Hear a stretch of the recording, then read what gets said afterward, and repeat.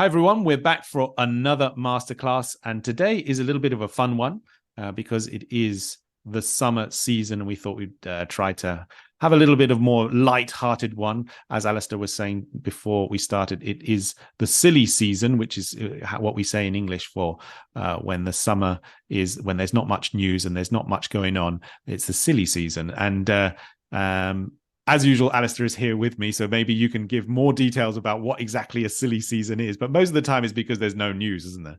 Yeah, there's not a lot of news. Everyone's on holiday, but they still have a news program to fill every night or every day. So you often see these silly stories are not particularly very consequential or interesting, just because they've got to fill the time. Yeah. So in Spain is always like people standing around going, the beaches of Benidorm are full, and they show images of there's lots of people on holiday and it's very hot. They're going, really? What a surprise. Who would have guessed it? Yeah. It's August and people are on holiday, the beaches are full and it's hot. Yeah. Like right. every year, you mean? Yeah, exactly. Is, just trying to fill up time with not saying anything really. Absolutely. So it's a silly season. No, it's yeah. not. So this week we thought we would do a light-hearted masterclass, and it's one of those that actually I came across probably within the first few weeks that I was here in Spain. I don't know whether the same thing happened to you, but I came across this. I maybe didn't understand it initially, probably because my Spanish was really not very good at all, and I was kind of going, not sure exactly what they mean. But yeah, today we're going to focus on the slight strange translations that can happen with two words that are very similar in Spanish. So in Spanish, you have lentillas, okay, and you have lentejas, right? Lentillas and lentejas, which is kind of obvious what the difference is in Spanish. But then going to the translation in English can cause problems, right, Alistair? Yeah. Well, in English, two completely different words. So in English, you wouldn't confuse them. No, you wouldn't. But no. An English speaker maybe learning Spanish or trying to understand Spanish could confuse the two Spanish words and get the wrong one. They could. Or a Spanish speaker, I suppose, might. Yeah, well, I doubt it. I'm not quite sure it works the other way around. But well, the problem that I've encountered is that when somebody wants to say lentillas and they say lentils. Okay, yeah. So it can work in both directions. Yeah. So we could get it wrong speaking in Spanish, and a Spanish person could, use lentils for lentillas. Okay, that's right. That's perfectly possible. That's right. It sounds so similar, but obviously in English, actually, the words are not similar at all.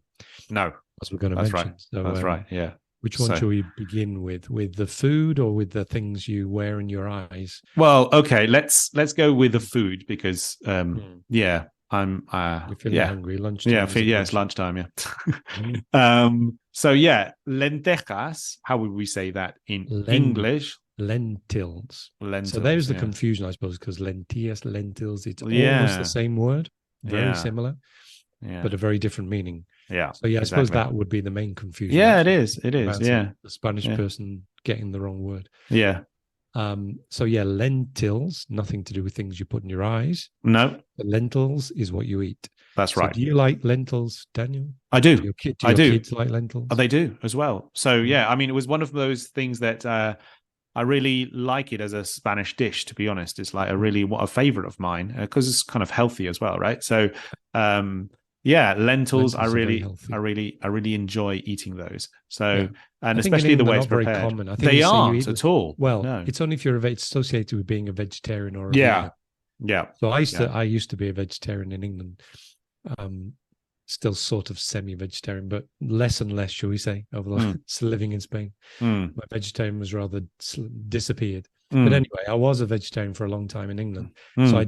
So I ate a lot of lentils because it's a good source of protein as an alternative to meat. Yeah. So in England, if you say you eat lentils, people go, "Oh, you're like a hippie vegetarian."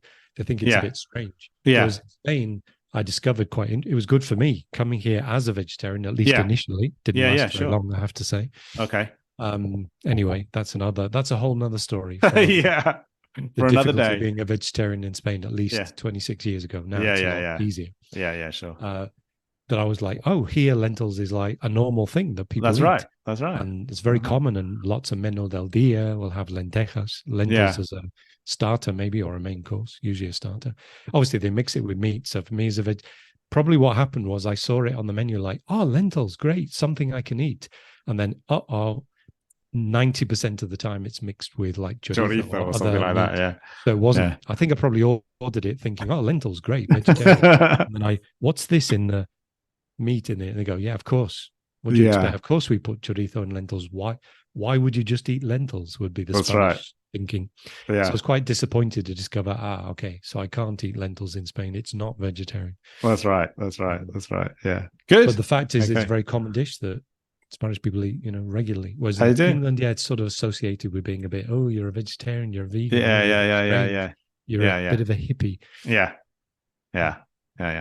Good. Yeah. So that's the first word that we want to make clear, right? So the whole idea of lentils. But then the other one is completely different, right? In English, it's like very different. There's not even anything. You couldn't confuse them at all. No, you couldn't. In English, you can't confuse them. So you wear glasses. I can see So do you always wear glasses, or do you occasionally wear contact lenses?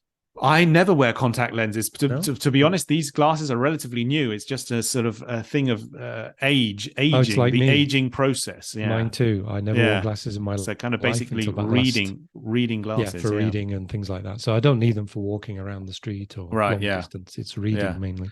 And that comes from age. Yeah, of course. Vista cansada, they call it. Yeah, that's right. Vision. Tired vision, yeah. Which I definitely... So I have glasses, but I don't have contact lenses. You almost said lentils. Yeah. You don't wear lentils in your eyes. No, that's right. That's right. Yeah. You wouldn't see anything if you stuck lentils. That's right. I don't have contact lenses. I don't have you're not a contact lens wearer. That's right. That's right. So which of course can be difficult. People often, it's quite difficult to put them in. Yeah. So I've never worn glasses only now, as we said. Yeah. I've never even considered. I don't need contact lenses because I don't really need glasses. I can read. It's just better with them because of the tired eyes, tired sight. Yeah. So, but I can't imagine putting them into your eye. I don't like the idea. Sticking your finger in your eye is a bit it's difficult to put in. You can lose them; they fall out. Lose the contact lenses and have great difficulty finding them because they're transparent and very small. There's been football players actually have lost them in the middle of a match. Yeah. And then you've seen them trying to find the contact lens on the grass. Can you imagine? Yeah, that's tough. That's not easy. That is not easy. Yeah. So what different? No, lentils you eat, contact lenses you stick in your eye. Yeah, that's right. Yeah. Absolutely. So you're probably, most people are thinking, okay, what are we going to do with this? What is the challenge here? Yeah, that's right. And as we said, this was a bit of a light-hearted one, but it's still nonetheless, it's kind of like interesting because we're developing sort of storytelling skills. We're talking about, speaking for a certain amount of time in English and making a story that, developing a story that's interesting for the other members to listen to. And so basically the challenge here is really related to the whole idea of coming up with a story, an anecdote related to one of these two things. So if it's about lentils, then fine. You might enjoy that particular dish a lot. Tell us a bit about... People really hate lentils as well. Why you hate it, where the best place is to eat it, or, all that type of stuff. There's like we're talking about Spain, but obviously people from other countries might say, it's not something that people eat in my country very often. It's unusual, or the opposite. No, it's a really big dish. We eat it like this. Yeah. So so in Spain it's typical with chorizo, for example. Yeah. But maybe in another country is prepared in a different way. So some story about lentils, liking them, not liking them, how you eat them in your country. Are they popular? Are they not? Exactly. Do your kids like lentils? Maybe they hate them, etc. No, so just and you're practicing your storytelling, be able to speak for a period of time. Yeah, and being correct, using the right tense. If you could be telling your story in the past, the present, the future. Yeah. So you might think it's easy, but actually this type of thing is not that easy. It's not that easy at all to get it really nice, to develop that story, to get everybody interested into your story. How can you make somebody interested in your story? What is the element of the people that people are going to find interesting? Interesting or funny. If it's a funny story, even better. Yeah, absolutely. And the same applies to the other one in terms of contact lenses, because Alistair was telling me an interesting story before we started recording about the fact that he one day had to search for contact lenses in a disco or a party, right? Yeah, as a party, 16 years old. My girlfriend at the time lost her contact lens, one or two, no, one of them, I think. they tend to come out in ones, right? Yeah, not both together. Yeah. And Absolutely. imagine in a party in someone's house with the music, people dancing, the lights turn low, people a bit drunk, probably, no doubt, and me and this girl crawling around the floor. We say on all fours. Mm-hmm. On all fours is like a baby or a cat. No, so you're on your on your hands and knees. There's various expressions. So crawling like a baby on all fours, meaning using your four limbs. Your arms and legs limbs, are called absolutely. Limbs. Yeah. Extremities, I suppose. So we're crawling around on all fours for about 2 or 3 hours in this party where the people are dancing. So, we're on the floor getting in the way, crawling between people's legs and in the dark, semi-dark, trying to find a contact lens. Can you imagine? Yeah. So I think we spent the whole party, about 2 hours. We finally found it by miracle. Yeah. But, we'd missed the party. So that was actually the most wonderful, exciting party of all. I spent the whole time trying to find a contact lens. Absolutely. So there you go. Story, there's an anecdote, story, some sort of story related to that. If you use them, if you don't use them, if you've lost them, if a friend has lost them, whatever it might be, just what an interesting story related to present, future about contact lenses. Yeah, the tenses are important too. It's really difficult to get everything as smooth as possible, right? You're thinking about your story, you're thinking about the vocabulary, you're thinking about the tense. Is it in the future? Is it in the past? Is it recent? Is it whatever? So maybe you're thinking about getting contact lenses. You've never used them before. You do wear glasses. You need, you have problems with your sight, and you're seriously considering starting to use contact lenses. And you could say why, what are the advantages, disadvantages? Yeah.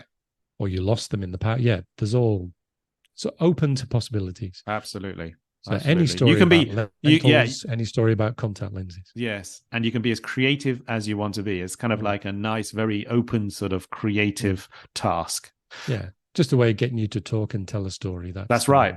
That's right. In the end, the topic is relevant. Really. Yes, in a way. It kind of chose this one just because of that coincidence. It kind of reminds me of this. Like, there's a famous radio program, right, in England, Alistair, where they just give you one word and you have to come up with a story related to that one word, right? And it's a little bit like that. We're kind of giving you 2 words and you have to come up with a story quickly. But it's engaging, interesting. Get all those tenses right, etc. So there you go. That's the challenge for this week. That's a challenge. All right, Alistair, thank you very much. Can't wait to hear those stories. Yeah, absolutely. Sure, there'll be some good ones. Yeah. So try to do them on the video, as we always ask. I know most of you don't like doing it, but please. And if not, at least have something in your mind ready, some good story, interesting, funny anecdote for the session, for the live session. Yeah, absolutely. All right, Alistair, thank you very much. We'll speak soon. And as always, see you next week. Soon. Cheers. All right, speak soon. Bye. Bye-bye. Bye.